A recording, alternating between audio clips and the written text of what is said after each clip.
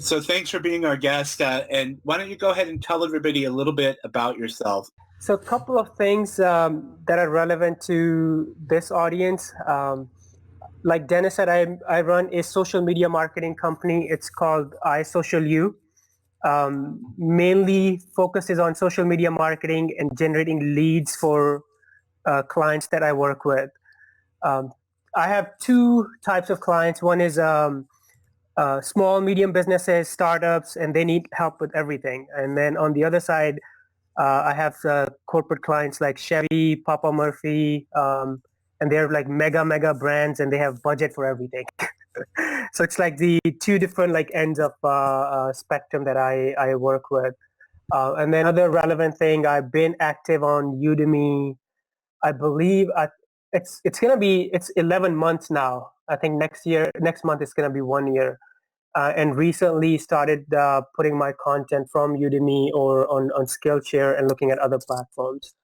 So those are a couple of things that what I do actively relevant to this audience. It's awesome that you work with Chevy, though. Yeah, but it's fun. Kind of like when you work with the small, medium businesses, there is more room for creativity, and you can growth test and test a lot of stuff. When you work corporate clients, we get like a list of things we have to execute. So we can't look right and left. We just have to like execute that plan. Or there's a lot of like things we have to follow, a lot of brand rules that we have to follow. But obviously, it's more money. So, Ali, I see that your company page, iSocialU, has over 25,000 Facebook followers, which is awesome, and which this provides social proof for your clients. What advice would you have for our listeners to grow in their Facebook page? Like, how can I grow Skillhance to more followers and emulate some of your success? Gotcha. So since Facebook, I'm sure everybody knows, Facebook has become a pay-to-play platform. So the best way to kind of like grow any audience on Facebook is using the advertising and targeted advertising. But obviously, when we're starting out and we're solopreneurs and small, medium businesses, there's hardly any budget. So what I like to do is kind of like growth hack and divert your audience from other places that you're active on to Facebook. And I'll give you like a couple of examples. A lot of times we have a lot of connections on LinkedIn. So you can export your LinkedIn contacts and connections into a CSV file and then invite those people to your Facebook page. You can do the same thing with Gmail. We sometimes, if we're active on email, a lot of us are, we can download a contact list from Gmail and then invite them to our Facebook group. And then number 3 is if we are actively blogging, producing content, and we have some traffic to our website. So you can use plugins like, I believe, SumoMe or Hello Bar. There's some plugins that you can use to direct your traffic from your blog to your Facebook page. So there are some growth hacks that you can use to get attention or get traffic to your Facebook page. But the number one way any business or page can grow on Facebook is by using advertising. I'm already taking down notes, so if I'm looking down, then that's what I'm doing. So that's some good tips to export your contacts and invite them. Yes. Yeah, I never thought of that, and I was going to ask, is that like a cool thing to do that people don't mind that you're taking that information? Is there maybe a way that you can word it when you send them an email to let them know that, hey, I'd like you to follow me here? Yeah, when you, Dennis, when you invite them, you can actually make a personal note. And sometimes you just be transparent. Hey, we're connected on Gmail, and I'm going to invite you on Facebook page. And by the way, if it's not relevant, ignore, and I apologize, blah, blah, blah. But a lot of time what happens is there are a lot of people in our email or LinkedIn, they don't know we have a Facebook page. So if we just let them know, then they're more than happy to like join us. Cool. Yeah, because I don't use like LinkedIn as much. Matt, how about yourself? In it, but not really, no. I have like connections where if I know somebody, if I'm emailing back and forth, I'll connect with them on LinkedIn. Mm-hmm. I'm starting to do that, but I don't like post anything. Yeah, and I just thought that might be a good idea for you because like when you said the word post and you mentioned LinkedIn, Ali, that you can blog on LinkedIn. Yeah. Yeah. So, yeah. So the idea is, let's say if someone is consistently putting content on LinkedIn Pulse or LinkedIn Publishing, at the end of your content, you can direct people to your Facebook page. Join me on, a link of your Facebook page. And another thing is, keep in mind, like Facebook page is not the only product that we can use to market ourselves. Recently, I've been very active in Facebook groups. The algorithms and rules and not needing to spend advertising on Facebook groups is a huge sort of benefit.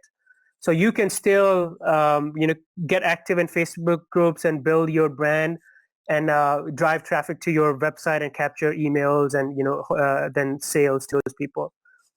Yeah, I think people forget about that Facebook groups are an excellent resource. I was going to ask you, as far as Facebook in general, what are some good tips? Because I don't, like myself, trying to be consistent in my posting. So what would you recommend for listeners, like some tips or some hacks or just some advice in general with Facebook? The make or break is really consistency. If you look at any good pages that you remember, the ones that we keep going back to again and again, is the biggest reason is they're consistent. Sometimes we like their content, sometimes we probably don't like their content, but the main reason is if they're consistent, they will show up in our feed. And that's how, like, that would be the number one thing. But do you guys see my face? Because I'm seeing like poor internet signal. Okay. But what you wanna do is with Facebook or any kind of marketing, you wanna get to a point where, let's say if someone asks a question on Facebook and Matt sees it or Dennis sees it and they tag me because they think I might know the answer. So that should be our goal when we get active on Facebook or Twitter. We want to get into the groups, start answering questions, or if we have page, we want to provide educational value based on our niche to a point where people feel like, hey, if I have a question, the answer to this question, Ali might know, or Dennis might know, or Matt might know. So that should be the kind of like our goal. Can we inspire, can we help people in a way that they know who we are, and next time they have a question, they reach out to us? True. I see your point in that because it reminds me of when I used to manage a video store. Somebody would come in and we might not have that video, but we would recommend another store in the Seattle area because we knew that they had it. So you're saying that if you know somebody, like if I know that Matt would have the answer, and I think I've done this with both of you before, I might tag Matt so that Matt comes in and answers that question. So then people see me as a connector because I know who to go to get them the answer for what they're looking for, right? Yeah, people see you as a connector and people see Matt as an expert. Yeah. So what I've been doing recently is I have a lot of social media and marketing groups on Facebook. So every morning, my first hour is spent just looking at the feed of those groups and then answering questions. That's it. Because then what happens is when people have Facebook ads questions or social media or Instagram questions next time, then someone else will tag me because they saw me responding or educating people yesterday or day before. Great.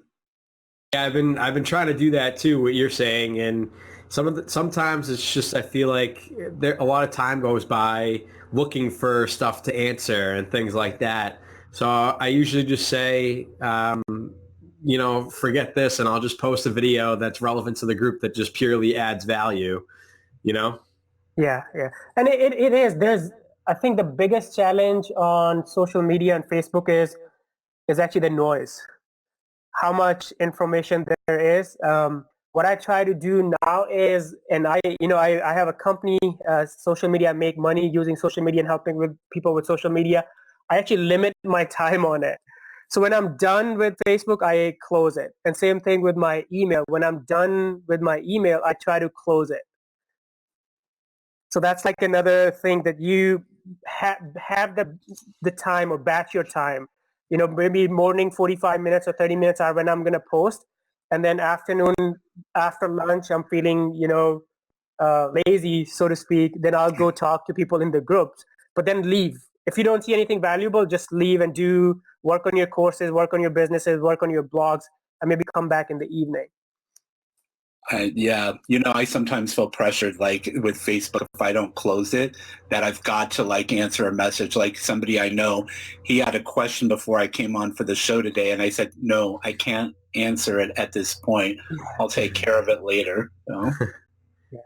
And like I said, our goal, when we want to use Facebook or even Twitter, there's a lot of value in Twitter now because I can directly talk one-on-one with people.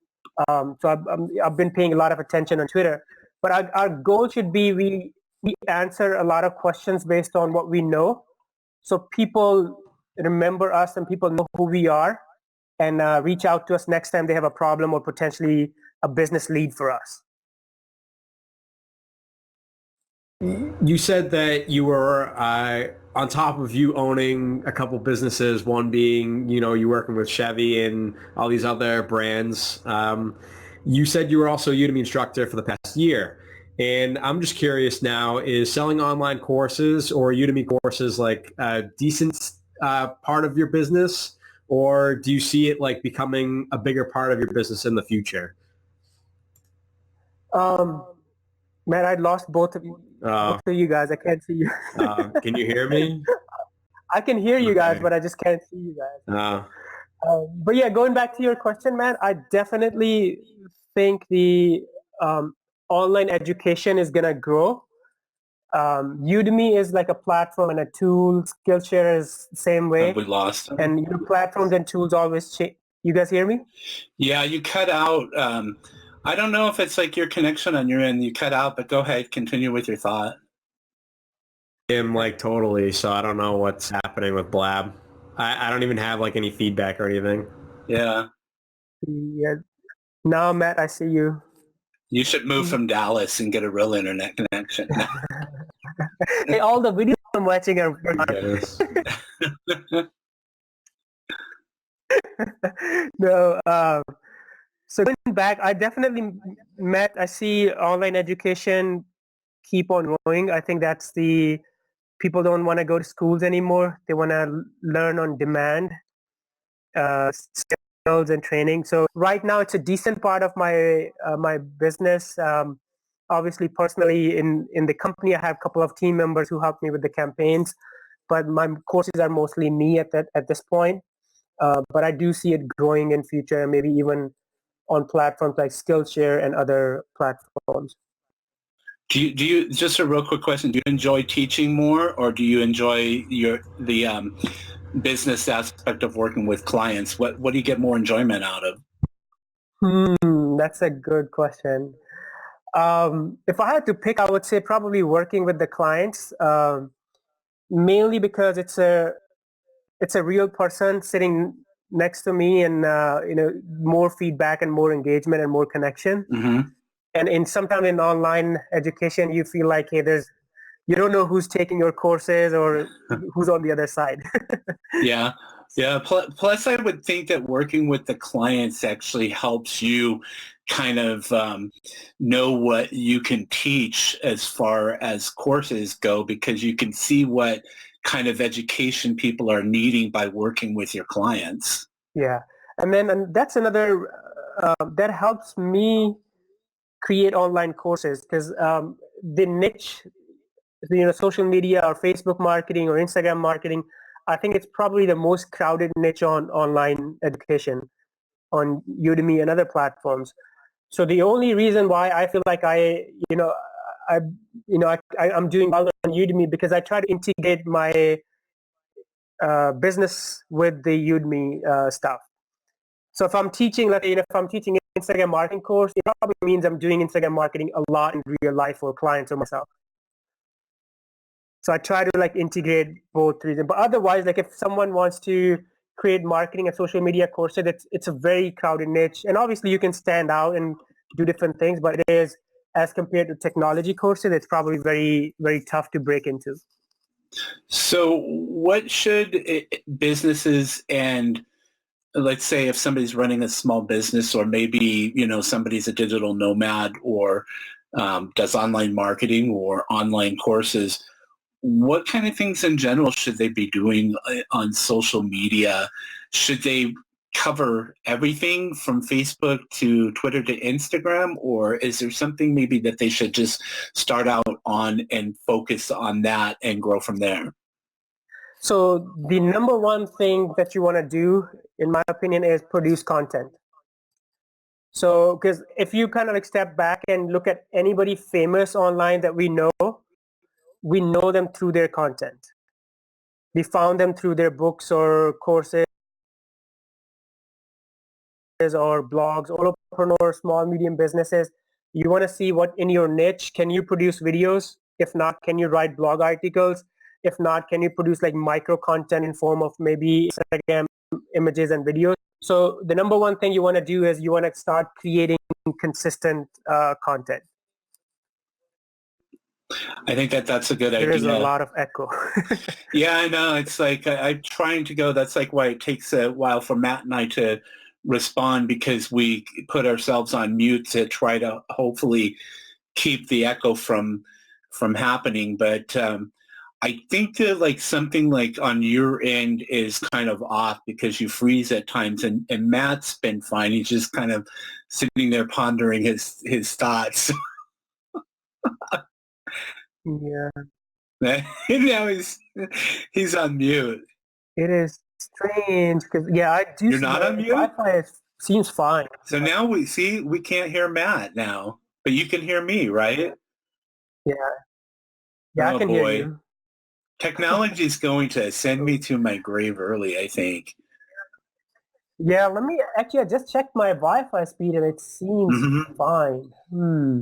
I know, it's so weird because like I'm up here in a different room and the internet's usually fairly fine up here. And we've got, even for Idaho, we've got fast internet connectivity. But now we can't hear Matt at all. Yeah, I can't hear him either. No, hear you, Matt. You might want to check. So you said that like with content, I totally agree with you that it's you want to release stuff consistently so that your users kind of expect something to come out from you on a certain frequency. And so you don't want to break that. So if you're doing something every week and all of a sudden you go from 2 weeks before you release something, and then you go a month, and then you go back, you start losing those people. Yeah. And, another thing we got to keep in mind that is, so producing content is just the start. It's one thing. It's also sort of our own, it's up to us to take that content to right people or bring the right people to content. Or in other words, like, marketing that content or promoting that content. So I think as far as the frequency, I kind of feel like it's really, if you can write weekly, fine. If not, if you can write every 2 weeks, that's fine too. If you can write, 2,000, 3,000 blogs in a month, that's fine too. But then you have to step one, write it, and then also take it to people who is your target audience. If you're looking for your food blogger, if you have a food blog and you're looking for people interested in food, then Pinterest. There are group boards on Pinterest. There are Facebook groups. There are a lot of like other community websites that you need to get active in. So you can find excuses or reasons where you can put in your links and drive people back to your website. Yeah, so it's all about like at the right moment, right? Yeah. So you can, Ali, can you hear me? Yeah. Okay, so Matt was saying that he can, or that you can hear him, right?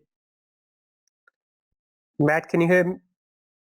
No, I cannot hear you. Yeah, see, you can't hear Matt either. So, see, I was telling Matt, neither of us can hear him. So, you hear me now? Yes, we can. Okay. So I was just with my thought is that when you drop that information into those groups, you want to make sure that it's information that people are going to find valuable, that you're not just spamming a group. So now that we can hear Matt, we can go ahead and let him go on with the next question. So basically, how do the same businesses that we've been talking about decide which platform fits best for their business? Because I'm assuming the things that I'm doing with Skillhance, trying to teach people how they could build their own successful side business, other social media networks would stand out more than others for me, right? Matt, say that you were cutting off. Ask that again. Sorry. Dennis, was I cutting off for you too, or no? Okay. Now I can't hear Dennis. Goddamn blab. This is crazy. All right. Sorry, guys. Jeez. Yeah. I'm going to switch to Google Hangouts, man. All right. So, Allie, can you hear me? Yes, for now I can. Okay. All right. So the same people and businesses that we were talking about, what social media networks would best, how do they decide which social media networks best fit their business? So I typically like to do two questions. One is whoever your target audience, is that audience on that platform? And the two is, do you actually like using it? So for example, if I want to be, online education, for example, if I want to be known as an instructor and teacher, are people who are wanting to learn, are they on Instagram? Yes, because I can look at Udemy and Skillshare and other teachers who have big profiles and big accounts. Are they on Twitter? They probably are, because I can look at the hashtag and see how active those hashtags are. But then the second question I would ask is, between those two, which one I enjoy the most? So I think that's how I would, in the beginning, don't try to be on too many places, because it's really, really hard, and we can easily get, distracted. So pick maybe one or two places and then be like, and my rule of thumb is, if I know there are people, if I'm active on Twitter and I notice people sending me messages and tagging me and asking me questions, I know I'm doing something right. That's the point where I want to get to. And if not, then I'm like, hey, maybe this is not the right channel for me, or maybe, I'm not getting attention. So let me, change my strategy or look somewhere else. Great advice, especially question number 2, do I like being on the platform? And I do ask myself that question already, but now I'm getting some reassurance that that's the right question to ask. And like I said, there's so many people in this, on social media. There are a lot of people on, you can follow Instagram marketing best practices and be successful on Instagram or Facebook or Twitter. But I like to say, pick one or two and see if you really, you naturally enjoy it. Because then it's going to be really easy for you to, if you like Twitter, pop into Twitter and answer a bunch of questions. Right now I have Twitter streams. Anyone who releases on Skillshare, I get a notification. So I haven't done that for Udemy yet. But I can really, new instructors, I can really tweet, share, engage with them on Twitter. That's how they get to know me and I get to know them. But if I didn't like Twitter, then it would be really hard for me to do that. Oh boy. No voice. When I go to San Francisco for Udemy Live, I might want to walk down to Blab and say, come on, guys, get your act together. Yeah. I did Skype with someone this morning and it was fine. But yeah, I think it's probably Blab. Skype and Google Hangouts usually are pretty consistent with the quality. It's just Blab lately, because, a couple of times... My mic was on mute that time. Uh-oh. Maybe we should go back to the format of drinking a beer. At this point, it used to work right. In the beginning, we were having so many technical difficulties, and we dropped all of our people. But this will be on I'll edit it. This will be on iTunes and YouTube and everything else after it being edited from all of this crap.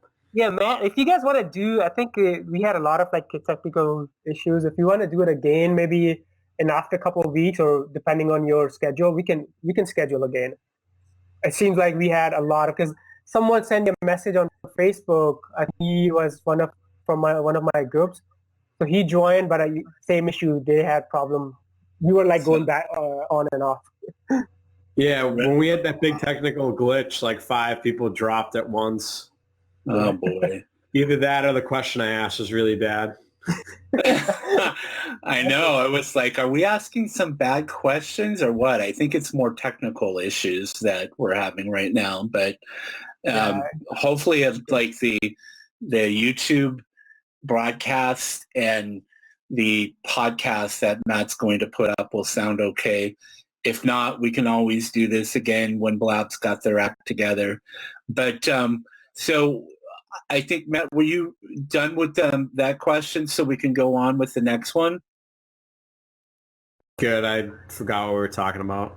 So we were talking about what platform's best for the businesses, and I wanted to ask specifically about Instagram because we had a past guest on.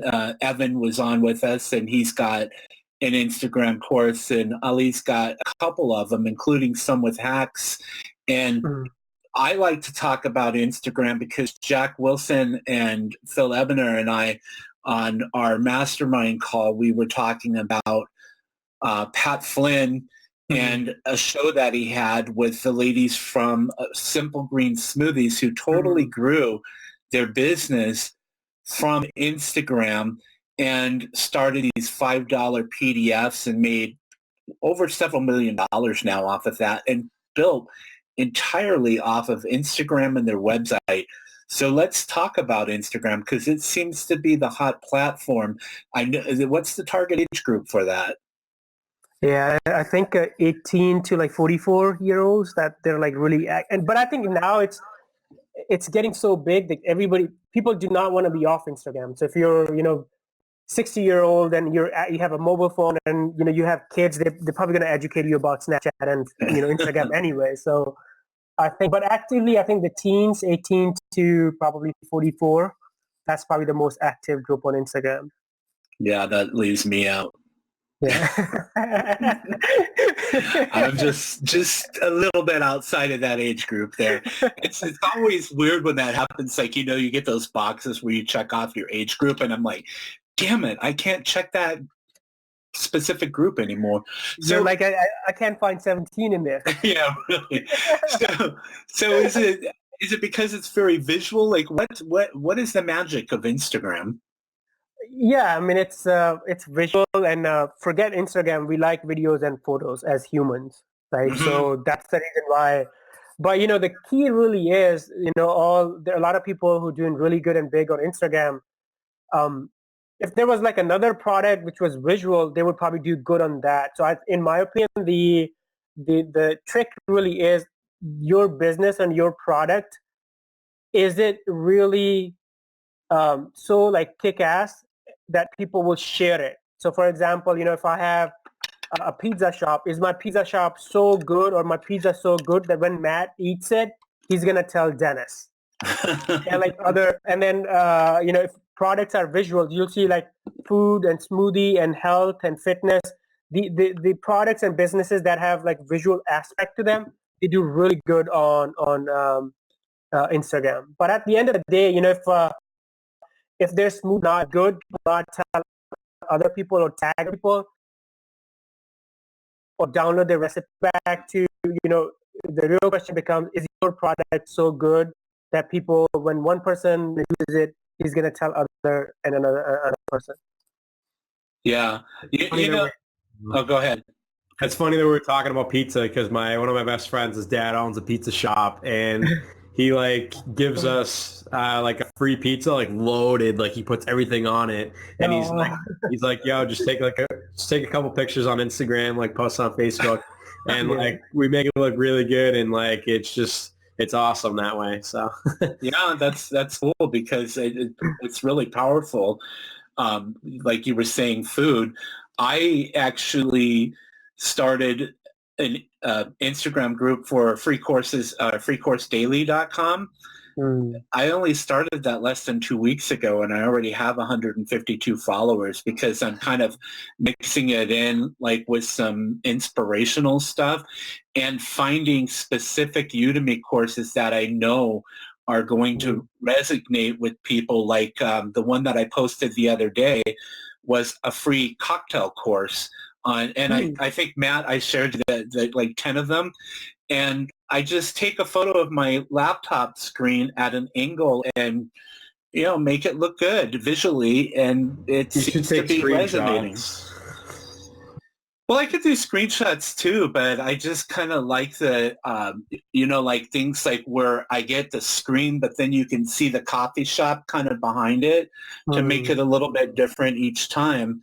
And then, like a little bit like my vacation, there was a rock called Balance Rock, and I put Balance Life on there, and that got some likes, Not laughing, but it worked, Matt. What's the account name, Dennis? I don't know if I'm following you on that. It's Free Course Daily. So it's Instagram.com/Free Course Daily. So within a few weeks, I already have 152 followers on that account. That's really, yeah.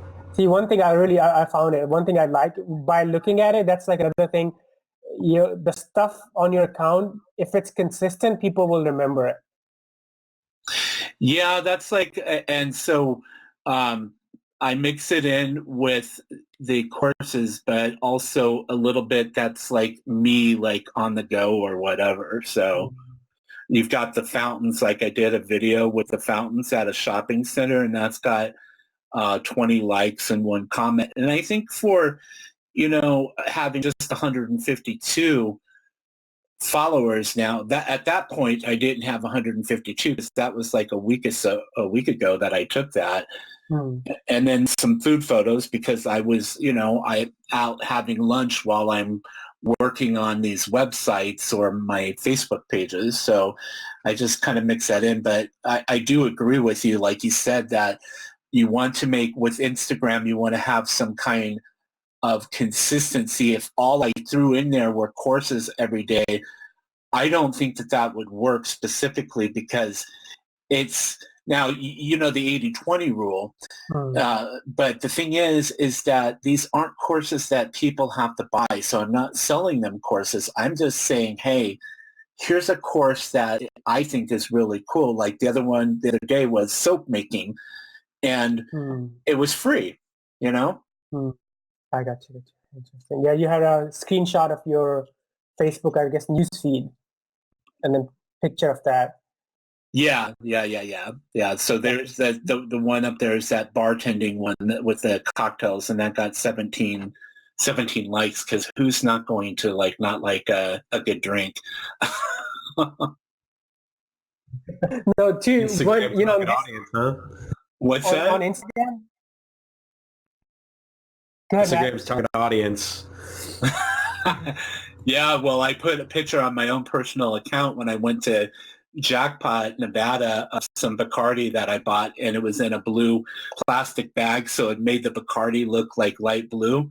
And of course, that got a lot of likes, Now, people Dennis, love. You can do two simple things to actually grow this really fast. One is, so if you go from your Instagram, go to Udemy, follow Udemy's followers, but don't do it too aggressive. So you probably want to do 25, 30 at a time and do 3 or 4 times in a day. Okay, so go to Udemy's account. Yes. Figure out who's following them and start following those people. Yes, because when they see a Free Course Daily is following them, some of those, and it depends, how much they like your account, but you can get 20 to 30% people follow you back. Yeah, they get, I didn't even think about that you can click. I just clicked on the followers. So now if I follow them, if I'm on my Free Course Daily account right now, then that's who it's going to follow them as, right? Yes. And just keep it, don't follow more than, there are different theories out there. What I do consistently is if you're 25 to 30, you're safe. I think Instagram has if someone does 60 in an hour, they consider that as a spam or, too aggressive. So you want to stay. In a day, I can follow that many? At a time, if you're sitting there right now, within the next 5 minutes, follow 30 people, and then do again at 5 o'clock, and then 9 o'clock, and then 3 a.m. in the morning, because I know you're going to be up. Yeah. So that's a tip for people who are listening is go find somebody out there that is very similar to what you're doing. So I do free courses daily, and so Ali's saying go to Udemy because they're mostly Udemy online courses, and follow the followers of Udemy but like you said, not aggressively. And then that's a way to, a hack to build your following quickly. So I think that that's really good information. Thank you.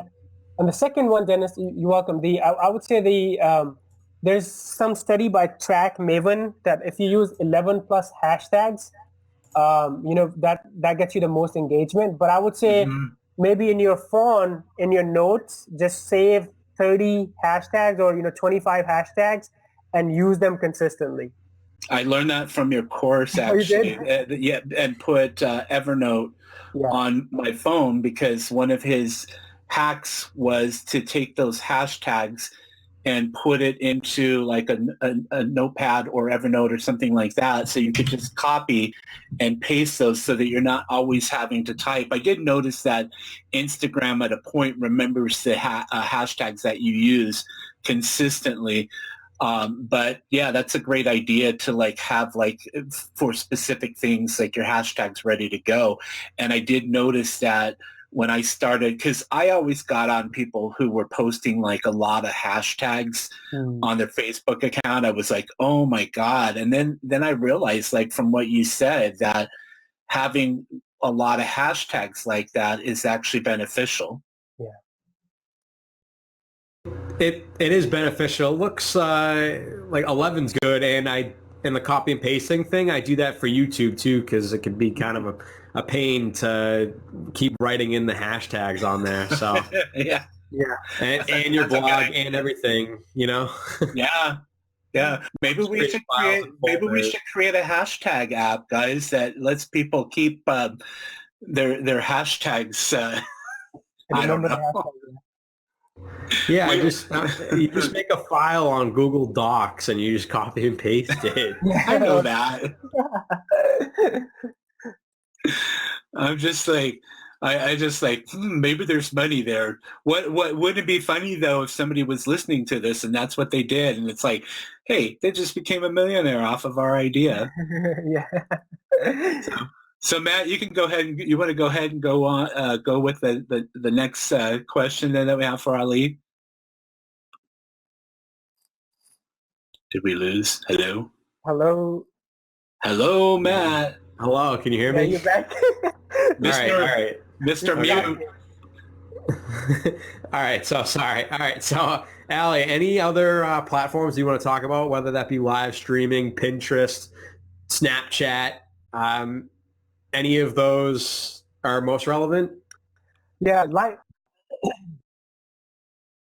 streaming is definitely, because it's video, so it's getting big. It's gonna be big. A lot of people enjoy live streaming, but I'll go back to like which one or two you like as a user or as an instructor or as a marketer the most. So just start with, if you like Instagram, then my goal should be, hey, I want to grow from 100 to 1,000 or 5,000 on Instagram and get to a point where people start asking me questions. Because when people start asking me questions on a platform, that's when I know, hey, these people know what I do and they're reaching out to me. So that's what I would just Snapchat is good, Pinterest. Are you on any of those the most, I guess? Uh-oh. Hello? He froze. Oh my goodness. We can't hear you. I'm gonna go lay on the beer at Red Robin after this. It's too stressful. This is good. They're all You're going to Red Robin after this? No, I wish. It's not too expensive. I don't need something unhealthy, do I? I need to go. I can go to Panera Bread. So. So I hope that he's able to get his signal back, because we had a question. We're probably going to have to. That dude left, but we're probably going to have to do this again. Well, I want to ask that question actually, because what I can do is I can message him on Twitter and let him know to watch the replay so he can catch that. So you're back. So go ahead and continue with your thought there. Can you hear us? I was saying, just focus on one or two. Can you hear me? Yeah. Go ahead. Okay. So ignore all the hundreds and thousands of channels. Focus on one and two and get to a point where people start remembering you and start asking you questions. Because that's when you have sort of like built a mini brand on that channel. Yeah, and it doesn't like you were saying, like a mini brand. You don't have to have like a large following to actually have a business. I know that Nathan Barry only had a couple hundred email addresses when he started selling his books, and he went on to sell over $500,000 worth of books. And you just grow your following as you go, and so it doesn't take much as long as you've got a really good target audience. It doesn't have to be that large. So, hey, before I ask you the next question, Matt, did you have anything to add to that before I go on with the next one? Yeah, I was just wondering, are there any of those platforms that you're using the most? Snapchat, Pinterest, or live streaming? Snapchat I used a lot because I was trying to learn it. But last like a month and a half, I haven't used Snapchat that much. I'm really the two platforms I spend most time on is Twitter and Instagram now. And third one is Facebook groups. Facebook groups. Yeah. Cool. So I think that's good. Yeah, mostly places where if someone has a question, then I can easily engage and answer with that. So Facebook group, a lot of people have questions, so I can easily like engage with them. Twitter, a lot of people I can send direct mention to Dennis or direct mention to that person. It's like, calling that person out or, talking to them. How do you answer questions on Twitter? So if you use, I use a tool like Hootsuite, but you can do it with Twitter. So in the advanced search, just search for your like key terms. So for example, hashtag social media or hashtag online teaching or hashtag whatever your SEO, and then save that search. What happens when people ask questions, you will know what people are talking about. And sometimes they're questions, and sometimes it's just stuff that people are talking about, and you can just engage with them. So you can answer their questions if you see something that maybe stands out as something that you're knowledgeable in and respond. Yeah. Yeah. I have Hootsuite. I just don't use it enough because, what's interesting is like I just use basically Twitter just to broadcast out messages for my websites like Free Course Daily and online course coupons. And I know that it's working because I'm making income on that kind of stuff. So, it works for me. But somebody had a question, and I think that they dropped off, but I was thinking that we could answer it, and then I can just message them on Twitter and let them know to watch the broadcast. So the question was, if you could share some of your best strategies for Google+, because I don't think that Google+ gets enough talk these days, and it's still there. And we have to remember that Google is the world's largest search engine. They might not be the best at social media when it comes to competing with Facebook, but they're still a presence. So what do you think? Yeah, for Google Plus, if you're like content producer, like instructors and bloggers, then you want to join the communities and then paste your content or engage there in the communities. But the biggest benefit of Google Plus is if you have a brick and mortar business, then create a local Google Plus page and complete it, and then have your in-store traffic leave you reviews, because that stuff is going to show up in Google searches. So Google is still going to rank that stuff higher in their search engine results because of it being Google Plus. So people need to remember that. Yep. Good. I know that they've changed the look of it recently. I don't know if I really like the new look of it. And I just like, maybe like, what's your opinion? Like, why do you think that they haven't been able to make any inroads against Facebook? Is it just that Facebook is too dominant now that it's too late for anyone to compete with them? Because we know, MySpace was pretty dominant and they fell to Facebook. So you never know. Yeah, and I think Dennis, Facebook is definitely too big, and it's probably the number one app people go to, right? The first app that people think about probably, and now maybe it's Instagram for some people, but for most people it's Facebook. So if anyone wants to, kind of, in my opinion, compete with Facebook, they have to create like a very clear differentiation. Even though if you kind of look at it, Twitter is kind of like Facebook. You guys there? Yeah, you froze for a moment, but you're back. Okay. So I think that's why, in my opinion, like Google Plus didn't have like a clear differentiation, a reason for people to go there, and they, that's why like it hasn't, in my opinion, hasn't picked up or picked off. Yeah, true. And the thing that I tell people is that when you look at Facebook, my mom is on Facebook, my aunt, my cousins, my classmates from high school, people that I used to work with years ago. So they're all there on Facebook. There's a certain audience on Google Plus that it's like Apple in a way, that there's a certain type of person that has an iPhone or a Mac or something like that. And it's the same thing with Google Plus.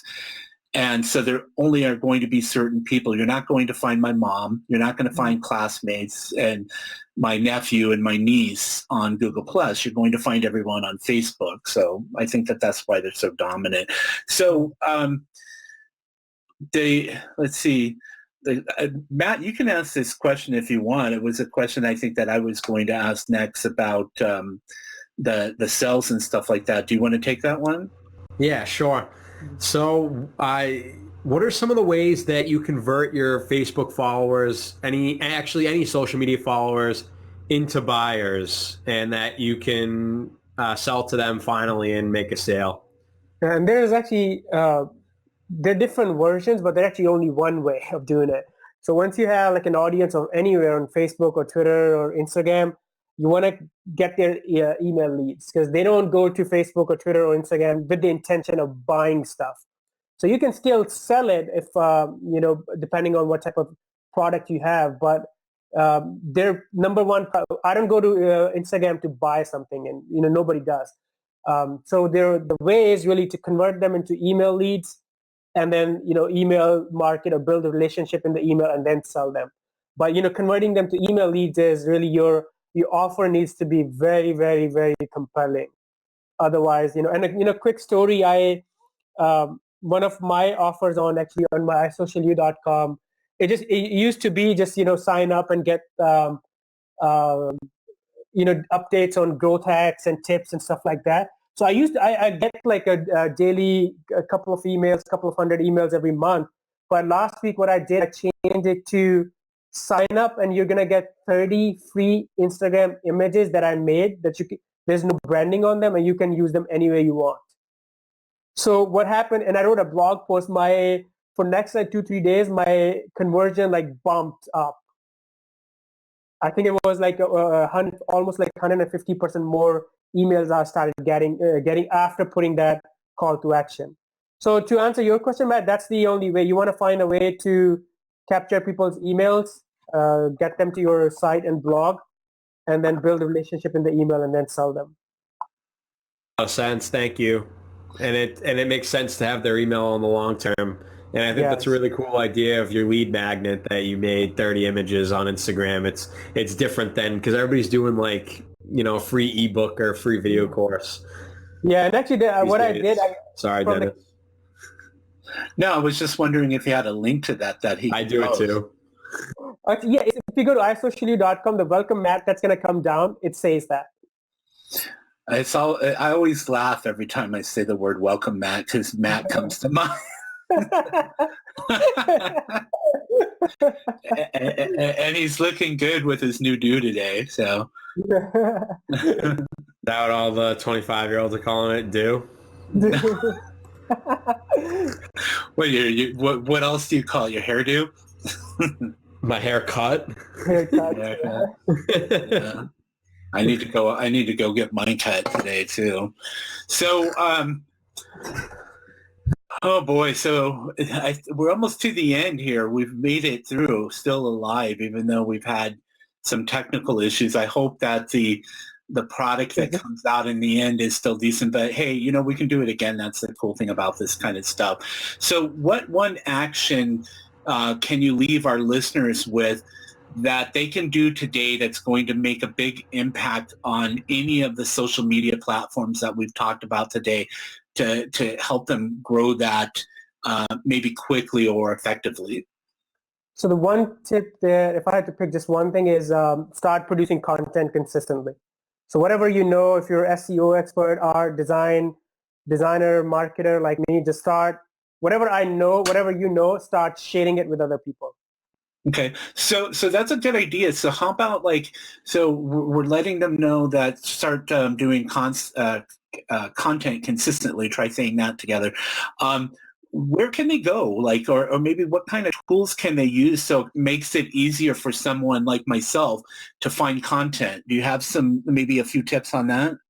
Yeah, so it depends on personal style. If you like being on the camera and doing videos, that's awesome. Then you just make a commitment of every single week or Sunday, just record yourself or have interview people or produce consistent content. If you don't like to be on the video, you can write stuff, right? Write blog posts. But as far as the tools, what I would do is use BuzzSumo. So BuzzSumo is you can find what's trending topics in your niche. So if you go to, let's say if you're an Instagram marketing expert and you go to buzzsumo.com and put Instagram marketing, you'll see all the viral articles in last you pick the time frame, 6 months, 1 year, 3 months. And then when you look at those articles, your mind starts spinning and you start thinking about what you can write about. So imagine there's an article about here's the top 10 mobile apps for Instagram. Maybe you can write here's the top 10 desktop apps for Instagram. So you're kind of putting content that aligns with the content that has already gone viral. I forget about that tool, and that's a free tool that also has a premium version. And so that just brought to mind your blogging course that you have that I signed up for. And there was a tool that you mentioned in there that I forget the name of the tool, but maybe you can let people know that helps you actually pick some good headlines. Do you remember what I'm talking about there? Yes, and actually I have a free course on Udemy and Skillshare both, I think. And they're actually, I think I have found 7 or 8 tools. HubSpot has one, Portent, I think I'm pronouncing that right. Has one. And there are a lot of other ones too, but that course has 7 or 8 that you can use. And it's actually really, sometimes I feel like I don't know what to write about, but when I just search for headlines and it's really, interesting headlines these tools suggest, and then your brain starts spinning and you're like, hey, I can actually write about that. Funny story, I think a couple of days ago during lunch, I was playing with one of those tools and I searched Facebook marketing, and one of the suggestion was, 3 or 5 Facebook pages that you should look at during your lunch. So that's an interesting, you're still educating people on good Facebook pages they can go to for information, but the way they put the title up is really interesting and catches attention. Awesome. Thank you. So anybody have any questions?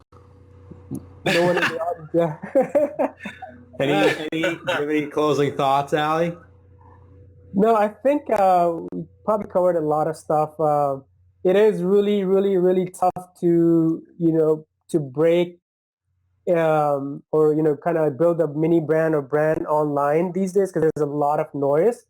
But I think the only way is, and it probably will be for a while, is produce good content and consistent content.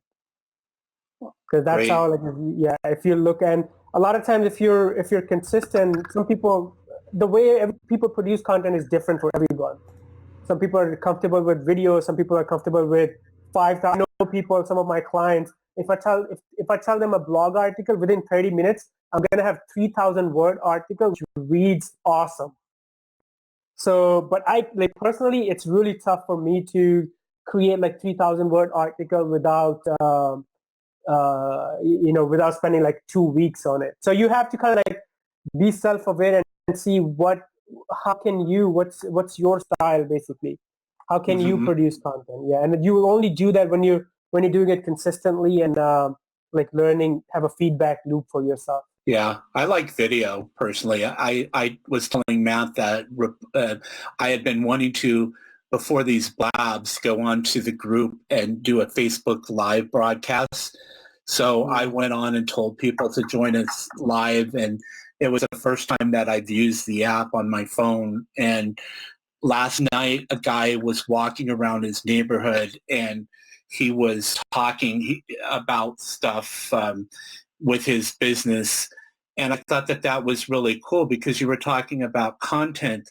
It's a great way to connect with people, just like this blab is right here. But Facebook Live, I think that there's so much more potential than blab because of the fact that you already have the audience on Facebook. And I even saw the other day that there's a way now to connect blab so that these actually will broadcast on Facebook Live. So I need to look into that. But Matt, what do you prefer?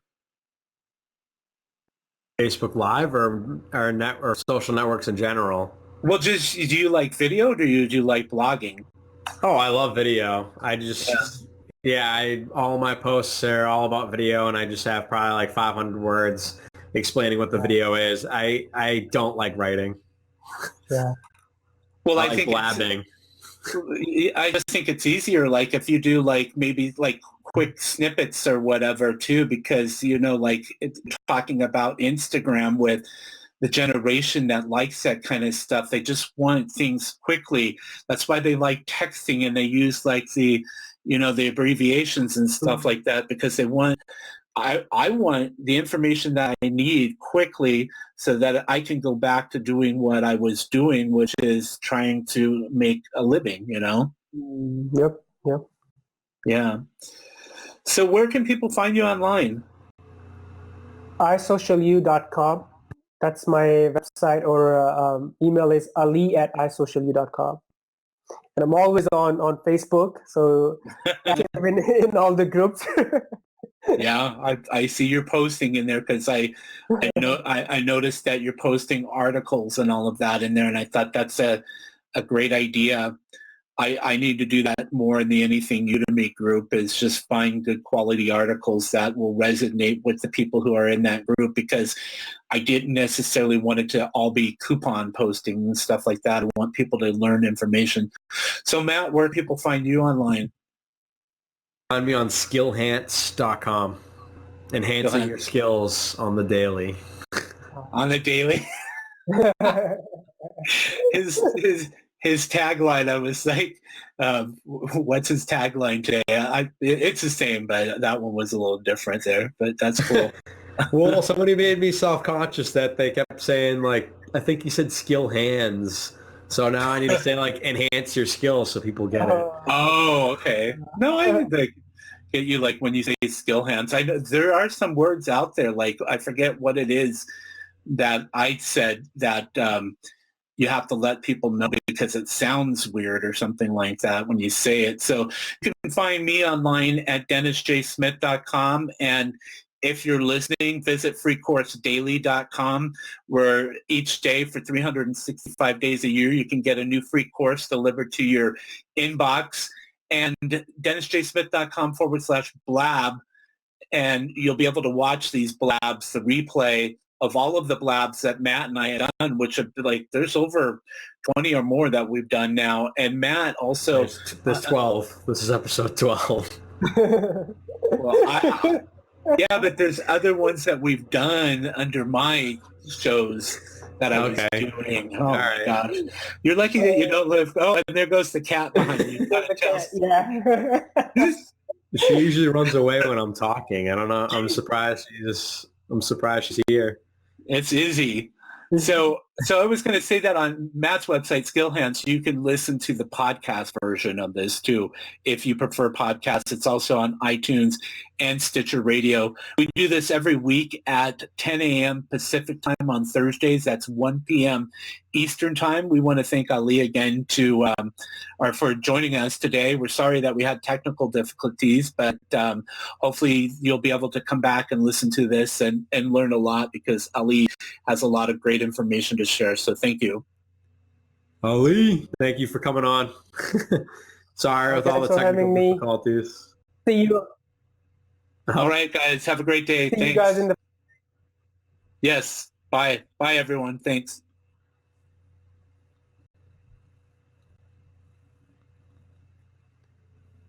Facebook group.